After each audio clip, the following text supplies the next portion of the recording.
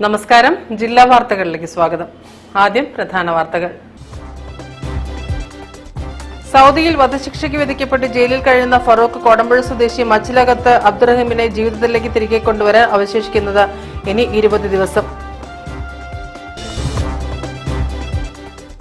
തൊഴിലാളികൾക്ക് അർഹതപ്പെട്ടതും ന്യായവുമായ EPF pension സർക്കാർ അനുവദിക്കണമെന്ന് Kerala provident fund members and pensioners സംസ്ഥാന സമ്മേളനം. തയ്യൽ തൊഴിലാളി ക്ഷേമനിധി ബോർഡ് നൽകാമെന്ന് വാഗ്ദാനം ചെയ്ത റിട്ടയർമെന്റ് ആനുകൂല്യം നൽകാതെ തൊഴിലാളികളോട് സർക്കാർ നീതി നിഷേധം കാണിക്കുകയാണെന്ന് AKTA.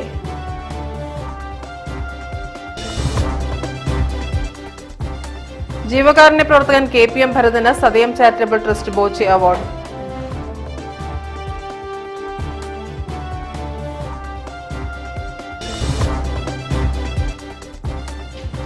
സമസ്ത കേരള ഇസ്ലാം മത വിദ്യാഭ്യാസ പരീക്ഷാ ബോർഡ് നടത്തിയ പൊതുപരീക്ഷയുടെ ഫലം പ്രസിദ്ധീകരിച്ചു.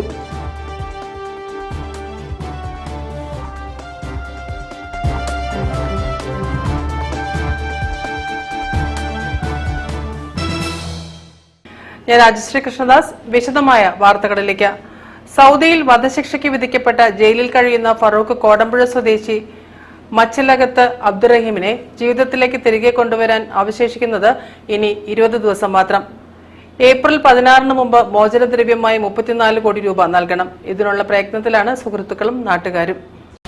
നിയമ നടപടികൾക്ക് ശേഷം അതുമായി ബന്ധപ്പെട്ട സൗദിയിൽ രക്ഷിതാക്കളുമായി സംസാരിച്ച് ഇത്തരത്തിലുള്ളൊരു തീരുമാനം എത്തിക്കാൻ സാധിച്ചു എന്നതാണ് അതിൽ ആദ്യമായിട്ട് പറയാനുള്ളത്. വലിയ തുകയായതുകൊണ്ട് തന്നെ മുഴുവൻ ആളുകളുടെയും സഹകരണം ഉണ്ടെങ്കിൽ മാത്രമേ നമുക്ക് മുന്നോട്ട് പോകാൻ സാധിക്കുകയുള്ളൂ. വേണ്ടിയാണ് ഇത്തരത്തിൽ ഈ ഉമ്മയുടെ കണ്ടത്. അന്ന് ഈ 18 വർഷമായി തീ തിന്ന് ജീവിക്കുന്ന തരത്തിലാണ് ഉമ്മയുടെ ജീവിതം. നമുക്ക് എല്ലാവർക്കും ആലോചിച്ചാൽ മനസ്സിലാവും. ഒരു സന്തോഷം പോലും ഇല്ലാതെ മുന്നോട്ട് പോകുന്ന ഉമ്മയാണ് നമ്മുടെ.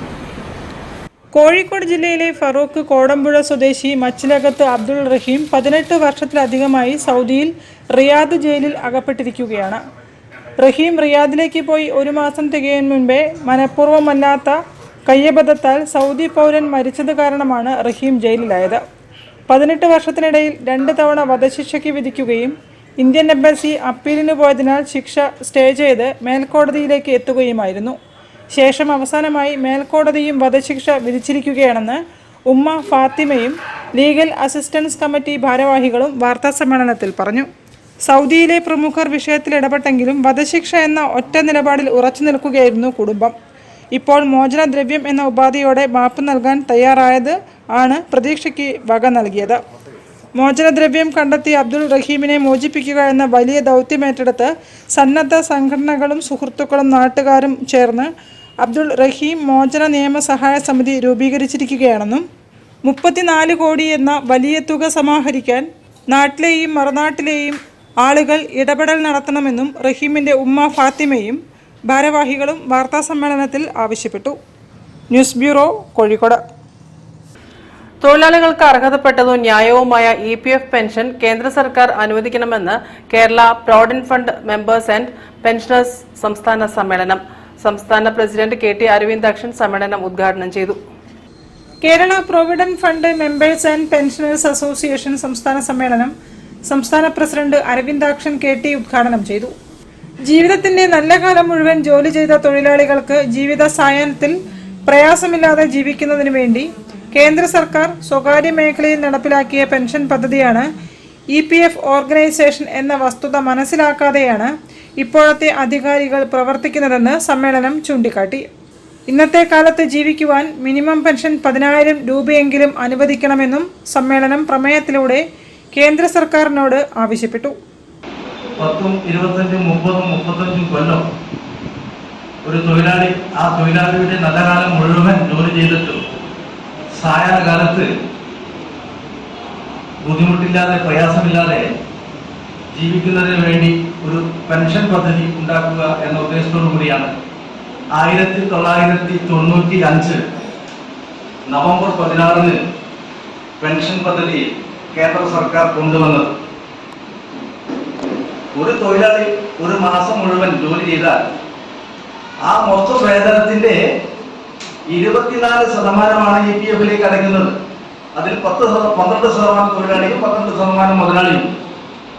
ആ മൊത്തം PF അടയ്ക്കുന്നതിന്റെ 8.33% EPF-ന്റെ പെൻഷൻ ഫണ്ടിലേക്ക് അടയ്ക്കുകയാണ്. ആ 8.33% തൊഴിലാളിയുടെ വേതനം തന്നെയാണ്. സംസ്ഥാന വൈസ് പ്രസിഡന്റ് RK വേലായുധൻ അധ്യക്ഷനായിരുന്നു. ദേശീയ ജനസമ്പർക്ക വേദി സംസ്ഥാന പ്രസിഡന്റ് ഡോക്ടർ TM രവീന്ദ്രൻ മുഖ്യപ്രഭാഷണം നടത്തി. സംസ്ഥാന general secretary Rajan Manjeri, Ashraf Cherattu, P Anil Babu, Usman Kadavath, E Balakrishnan, K Shobhana തുടങ്ങിയവർ സംസാരിച്ചു. News bureau, Kozhikode. തയ്യൽ തൊഴിലാളി ക്ഷേമനിധി ബോർഡ് നൽകാമെന്ന വാഗ്ദാനം ചെയ്ത റിട്ടയർമെന്റ് ആനുകൂല്യം നൽകാതെ തൊഴിലാളികളോട് സർക്കാർ നീതി നിഷേധം കാണിക്കുകയാണെന്ന് AKTA. ബോർഡ് വിഹിതം കൂട്ടിച്ചേർക്കാത്തതിനാൽ തൊഴിലാളികൾക്കും വലിയ നഷ്ടം സംഭവിക്കുകയാണെന്ന് ഇതിൽ ഉടൻ പരിഹാരം കാണണമെന്നും സംഘടനാ ഭാരവാഹികൾ ആവശ്യപ്പെട്ടു. ഞങ്ങളുടെ റിട്ടയർമെന്റ് ആനുകൂല്യം സർക്കാർ പ്രഖ്യാപിച്ച ആ പ്രഖ്യാപനത്തിൽ നിന്ന് മാറി ഇപ്പോ വെട്ടിച്ചുരുക്കി 28,000 30,000 ഒക്കെ കിട്ടേണ്ടുന്ന സ്ഥാനത്ത് വെറും 10,000 11,100 ഒക്കെ ആയിട്ട് മാറ്റിയിട്ടുണ്ട്. ഇത് നിരന്തരം നമ്മൾ മന്ത്രിതലത്തിൽ ശ്രദ്ധയിൽപ്പെടുത്തുകയും ബോർഡ് തന്നെ തീരുമാനമെടുത്ത് മന്ത്രിയുടെ മുമ്പാകെ വെക്കുക. സർക്കാരിന് പ്രത്യേകിച്ച് ഒരു ബാധ്യതയും ഇതിനകത്തില്ല. ക്ഷേമനിധി ബോർഡിൽ ഫണ്ട് ഉണ്ട്. ആ ഫണ്ട് വിനിമയം ചെയ്യേണ്ട ആവശ്യമുള്ളൂ. അതിന് സർക്കാർ തലത്തിലുള്ള ഒരു അനുമതി മാത്രമേ ഉള്ളൂ, മന്ത്രി തലത്തിലുള്ള. ആ അനുമതി കിട്ടാൻ വേണ്ടി ഇത്രയും കാലം ഞങ്ങൾ കാത്തിരുന്നു. ഇപ്പോ ഭരണ നേതൃത്വം നൽകുന്ന പ്രസ്ഥാനം എന്നുള്ള നിലക്ക് LDF-ന്റെ ശ്രദ്ധയിൽ ഇത് പെടുത്തുകയും പ്രത്യേകിച്ച് നേതൃത്വം നൽകുന്ന CPM-ന്റെ 14 ജില്ലാ കേന്ദ്രങ്ങളിലും സംസ്ഥാന കേന്ദ്രങ്ങളിലും ഈ കാര്യം ബോധ്യപ്പെടുത്തി നമ്മൾ പ്രത്യേക കത്ത് കൊടുത്തത് കൂടാതെ ഇടതുപക്ഷ ജനാധിപത്യത്തിനോട് സ്ഥാനാർത്ഥികളായിട്ടുള്ള എല്ലാ ആളുകൾക്കും ഇതിന്റെ കോപ്പി കൊടുത്ത് ഒരു സമ്മർദ്ദം ഈ കാര്യത്തിൽ ഉണ്ടാവണം എന്നാണ് ഞങ്ങളെ സംഘടന ആവശ്യപ്പെട്ടത്. 2000 സർക്കാർ വിജ്ഞാപന പ്രകാരം തയ്യൽ തൊഴിലാളി ക്ഷേമനിധി റിട്ടയർമെന്റ് പട്ടിക 28 ഭേദഗതി ചെയ്യുകയും 42 വർഷം പണമടയ്ക്കുന്ന അംഗങ്ങൾ ഓരോ ഘട്ടത്തിലും റിട്ടയർ ആകുമ്പോൾ ഓരോ തൊഴിലാളികൾക്കും ലഭിച്ചുകൊണ്ടിരിക്കുന്ന ബോർഡ് വിഹിതവും ചേർന്ന സംഖ്യ 60,000 രൂപ എന്നത് 1.5 ലക്ഷം രൂപ എന്ന് ഗസറ്റിൽ വിജ്ഞാപനം പുറപ്പെടുവിച്ചിട്ടുണ്ടെന്ന് AKTA സെക്രട്ടറി പറഞ്ഞു. എന്നാൽ 2020 ഏപ്രിൽ മുതൽ റിട്ടയർ ആയവർക്ക് 2028 പട്ടികയിലെ ബോർഡ് വിഹിതങ്ങളും സർവീസും വെട്ടിച്ചുരുക്കി. ഇതിനാൽ 14 ജില്ലകളിലുമായി ഉള്ള തൊഴിലാളികളിൽ ഒരാൾക്ക് 1000 രൂപ മുതൽ 14,600 രൂപ വരെ പല നിരക്കുകളിലായി നഷ്ടം സംഭവിച്ചു. നവകേരള സദസ്സിൽ സംഘടന ഈ വിഷയത്തിൽ പരിഹാരം ആവശ്യപ്പെട്ട് പരാതി സമർപ്പിച്ചിരുന്നുവെങ്കിലും ഇതുവരെയും പരിഹാരമായിട്ടില്ല. ഇതിൽ പ്രതിഷേധിച്ച് മെയ് ദിനം ശക്തി പ്രകടനത്തോടും മെയ് ദിന സെമിനാറോടും കൂടി പ്രതിഷേധ ദിനമായി ആചരിക്കുമെന്നും തയ്യൽ തൊഴിലാളികൾക്ക് നീതി ലഭിച്ചില്ലെങ്കിൽ തൊഴിൽ വകുപ്പ് മന്ത്രിയുടെ വീട്ടിലേക്ക് മാർച്ച് നടത്തുമെന്നും ജില്ലാ സെക്രട്ടറി വാർത്താസമ്മേളനത്തിൽ വ്യക്തമാക്കി. News bureau, Kozhikode. വാർത്തകളിൽ ഇനി ഇടവേള. ക്യാൻസറിനെതിരെ പൊരുതാനായി കാലിക്കറ്റ് സിറ്റി സർവീസ് സഹകരണ ബാങ്കും MVR ക്യാൻസർ സെന്ററും സംയുക്തമായി അവതരിപ്പിക്കുന്ന ക്യാൻസർ ചികിത്സാ സഹായ പദ്ധതിയാണ് മാസ് കെയർ. ക്യാൻസറിനെതിരെ പൊരുതാനായി കാലിക്കറ്റ് സിറ്റി സർവീസ് സഹകരണ ബാങ്കും MVR ക്യാൻസർ സെന്ററും സംയുക്തമായി അവതരിപ്പിക്കുന്ന ക്യാൻസർ ചികിത്സാ സഹായ പദ്ധതിയാണ് മാസ് കെയർ. വാർത്തകൾ തുടരുന്നു. KP സുധീരയുടെ MT ഏകാകിതയുടെ വിസ്മയം എന്ന പുസ്തകം പ്രകാശനം ചെയ്തു. MP അബ്ദുൾ സമദ് സമദാനിയിൽ നിന്നും ഡോക്ടർ C രാജേന്ദ്രൻ പുസ്തകം സ്വീകരിച്ചു. PP ശ്രീധരൻ ഉണ്ണി പുസ്തകം പരിചയപ്പെടുത്തി. ഭാഷാ സമന്വയവേദി കോഴിക്കോട് സംഘടിപ്പിച്ച ചടങ്ങിൽ KP സുധീരയുടെ MT ഏകാകിതയുടെ വിസ്മയം എന്ന പുസ്തകം MP Abdul Samad Samadani doctor C രാജേന്ദ്രന് നൽകി പ്രകാശനം ചെയ്തു. PP ശ്രീധരൻ ഉണ്ണി പുസ്തകം പരിചയപ്പെടുത്തി. നമുക്ക് വരയ്ക്കാം, നമുക്ക് കവിതയാക്കി കെട്ടിയുണ്ടാക്കാം, ഒക്കെ ചെയ്യാം. അവിടെ ആ ഏകാന്തത അവിടെ ബന്ധിക്കപ്പെട്ടു കഴിഞ്ഞു. അപ്പോൾ ഏകാന്തത എന്ന് പറയുന്നത് വ്യക്തിയെ സംബന്ധിച്ചിടത്തോളം, എഴുത്തുകാരനെ സംബന്ധിച്ചിടത്തോളം അദ്ദേഹത്തിൻ്റെ ഒരു സ്വകാര്യ സ്വത്താണ്. മഹർഷിമാർ ധ്യാനിക്കുന്നു എന്ന് നമ്മൾ പറയും.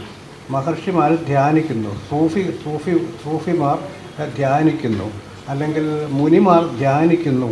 അങ്ങനെ ധ്യാനത്തിൽ നിന്ന് അവർക്ക് അറിവുണ്ടാകുന്നു, ജ്ഞാനമുണ്ടാകുന്നു എന്ന് പറയും. ബുദ്ധൻ ഏകാന്തമായി ഇരുന്ന് പ്രാർത്ഥിച്ചു, അല്ലെങ്കിൽ ധ്യാനിച്ചു, അങ്ങനെ ബോധത്തിന് വേണ്ടി തപം ചെയ്തു, അങ്ങനെ അദ്ദേഹത്തിന് ബോധോദയമുണ്ടായി എന്ന് നമ്മൾ പറയുന്നു. അപ്പോൾ ആ ഏകാന്തത, അവിടെയുള്ള കോൺസെൻട്രേഷൻ എന്ന് പറയുന്ന ആ അവസ്ഥയാണ് അവിടെ ഏകാന്തത. ആ ഏകാന്തത നമുക്ക് നമ്മുടെ സാഹിത്യത്തിലേക്ക്, നമ്മുടെ രചനകളിലേക്ക് കൊണ്ടുവരുമ്പോൾ അത് സമൂഹത്തിൻ്റെ സ്വത്തായി മാറുന്ന ഒരു അവസ്ഥ ഉണ്ട്. ഇവിടെ ഞാനിങ്ങനെ വളച്ച് കെട്ടി ഒക്കെ പറയുന്നതിൻ്റെ സാരം, ഇന്ന് ഇവിടെ അതിൻ്റെ ഒരു ധ്വനി എന്ന് പറയുന്നത് ഇവിടെ പ്രകാശനം ചെയ്യപ്പെടുന്ന കൃതിയുടെ സാങ്കത്യവുമായി, അതിൻ്റെ ഇതിവൃത്തവുമായി ഇതിനേറെ ബന്ധപ്പെട്ടിരിക്കുന്നു എന്നുള്ളത് കൊണ്ടാണ്. Doctor O Vasavan, K P Sudheera, doctor Arsu, K G Raghunath, Amarnath Pallath എന്നിവർ സന്നിഹിതരായി. ഏകാന്തത, ഓർമ്മ, എഴുത്ത് എന്ന വിഷയത്തിൽ നടന്ന ചർച്ചയിൽ P Sreedharanunni, doctor P K Radhamani, K G Raghunath, Amarnath Pallath, K M Venugopal എന്നിവർ സംസാരിച്ചു. News bureau, Kozhikode. ജീവകാരുണ്യ പ്രവർത്തകൻ KPM ഭരതന് സദയം ചാരിറ്റബിൾ ട്രസ്റ്റ് ബോച്ചെ അവാർഡ്. വിമുക്ത ഭടനും ചെറുവറ്റ സ്വദേശിയുമാണ് ഭരതൻ. ഏപ്രിൽ 7-ന് കോഴിക്കോട്ട് നടക്കുന്ന ചടങ്ങിൽ പുരസ്കാരം സമർപ്പിക്കുമെന്ന് സംഘാടകർ അറിയിച്ചു. സംസ്ഥാനത്തെ മികച്ച ജീവകാരുണ്യ പ്രവർത്തനത്തിനുള്ള 2023 Sadayam charitable trust Boche award Kozhikode Cheruvatta സ്വദേശി KPM ഭരതന് സമർപ്പിക്കും. 500,000 രൂപയും പ്രശസ്തി പത്രവും മെമന്റോയും അടങ്ങിയ അവാർഡ് ഏപ്രിൽ 7-ന് കോഴിക്കോട് ഇൻഡോർ സ്റ്റേഡിയം ഹാളിൽ നടക്കുന്ന ചടങ്ങിൽ സമ്മാനിക്കും.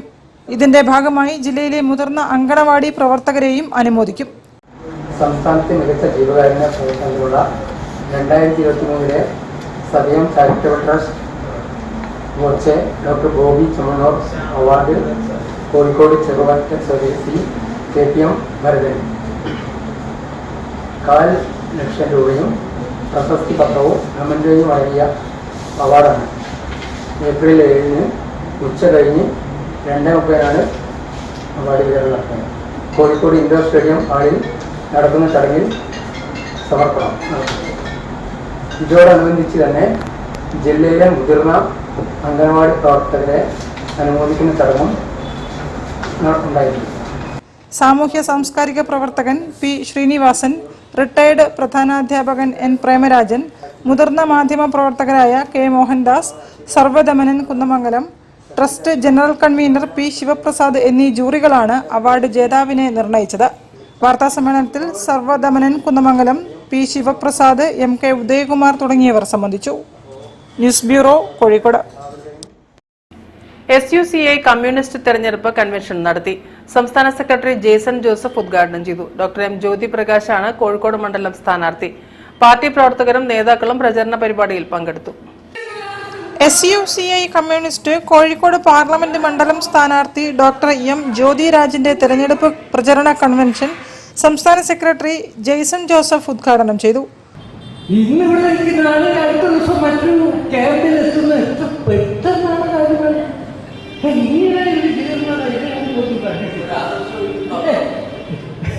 ഇവരൊക്കെ എവിടെയാണ് നിൽക്കുന്നതെന്ന് ആർക്കും ഉറപ്പില്ലാത്ത അവസ്ഥ.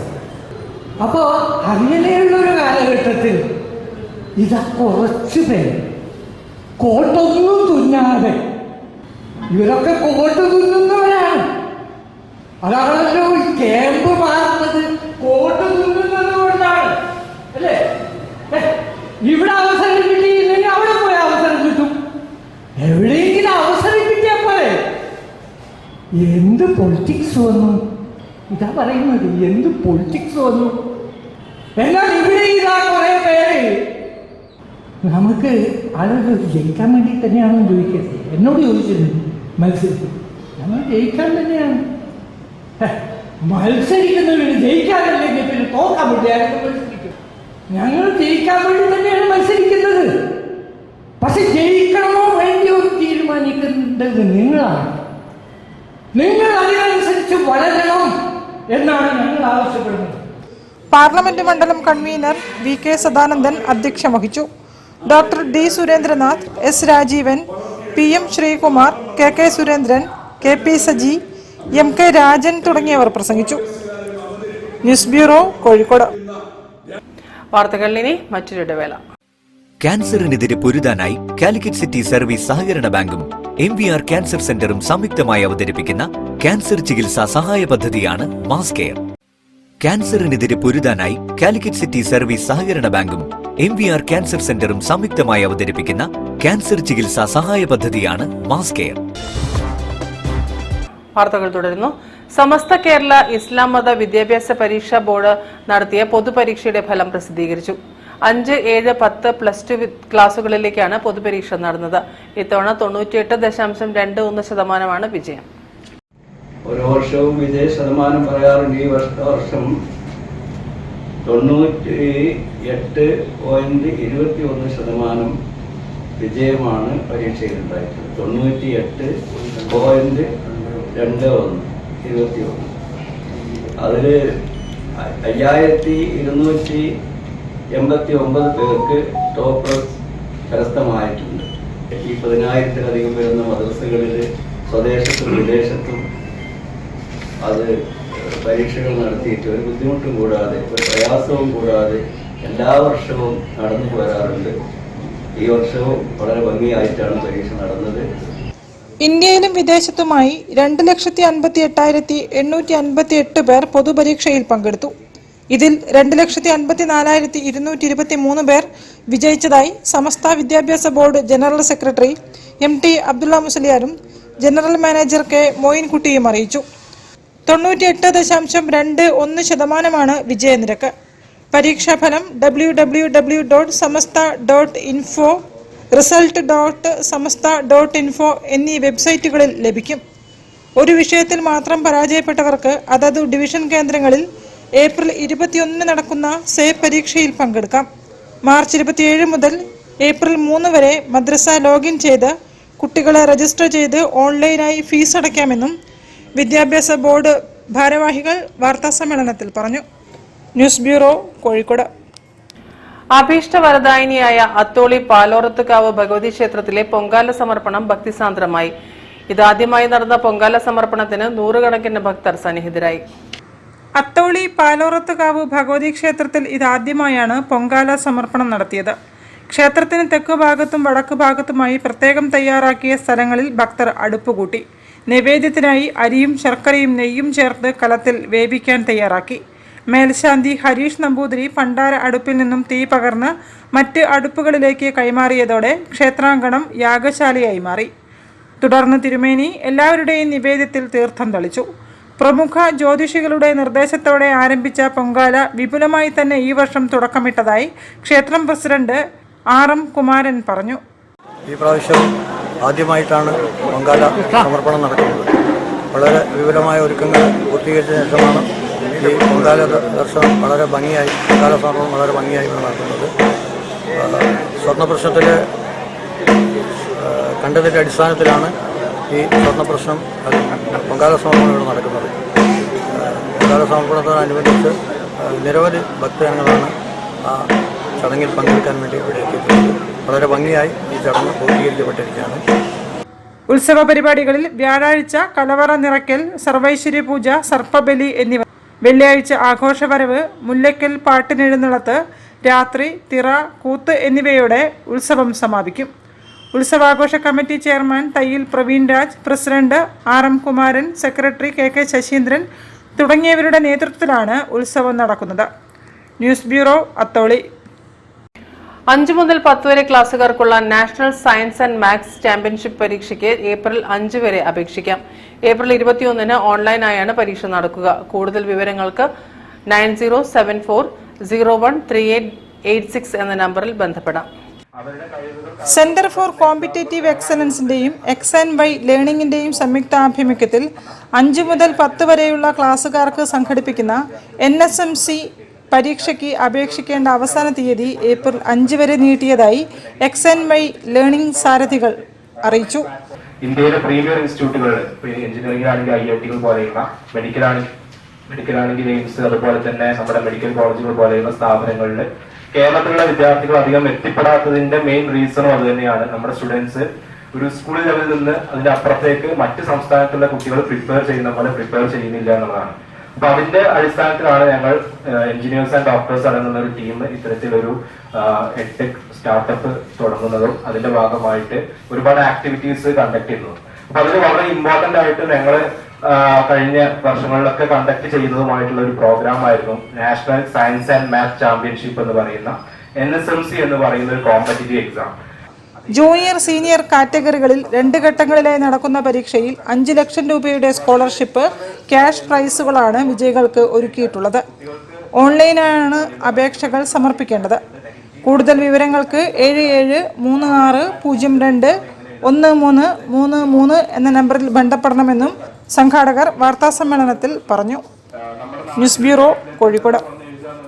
വാർത്തകൾ ചുരുക്കത്തിൽ നിങ്ങൾക്കായി അവതരിപ്പിക്കുന്നത്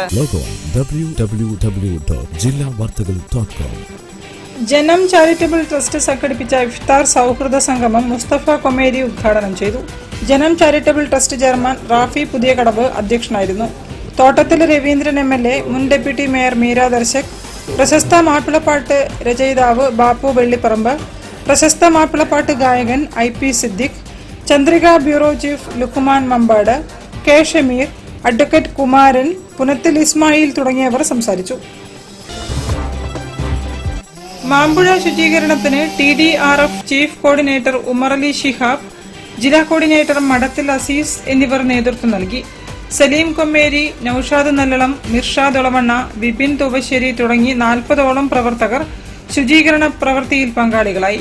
പഞ്ചായത്ത് അംഗം ദീപ, മാമ്പുഴ സംരക്ഷണ സമിതി ഭാരവാഹികൾ എന്നിവർ വളണ്ടിയർമാരെ അനുമോദിച്ച് സംസാരിച്ചു. പ്രധാന വാർത്തകൾ ഒരിക്കൽ കൂടി. സൗദിയിൽ വധശിക്ഷയ്ക്ക് വിധിക്കപ്പെട്ട് ജയിലിൽ കഴിയുന്ന ഫറൂഖ് കോടമ്പുഴ സ്വദേശി മച്ചിലകത്ത് അബ്ദുറഹീമിനെ ജീവിതത്തിലേക്ക് തിരികെ കൊണ്ടുവരാൻ അവശേഷിക്കുന്നത് ഇനി 20 ദിവസം. തൊഴിലാളികൾക്ക് അർഹതപ്പെട്ടതും ന്യായവുമായ EPF പെൻഷൻ സർക്കാർ അനുവദിക്കണമെന്ന് Kerala provident fund members and pensioners സംസ്ഥാന സമ്മേളനം. തയ്യൽ തൊഴിലാളി ക്ഷേമനിധി ബോർഡ് നൽകാമെന്ന് വാഗ്ദാനം ചെയ്ത റിട്ടയർമെന്റ് ആനുകൂല്യം നൽകാതെ തൊഴിലാളികളോട് സർക്കാർ നീതി നിഷേധം കാണിക്കുകയാണെന്ന് AKTA.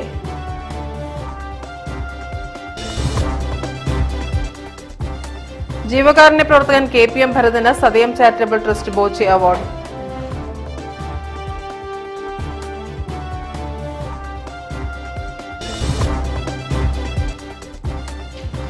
സമസ്ത കേരള ഇസ്ലാം മത വിദ്യാഭ്യാസ പരീക്ഷാ ബോർഡ് നടത്തിയ പൊതുപരീക്ഷയുടെ ഫലം പ്രസിദ്ധീകരിച്ചു.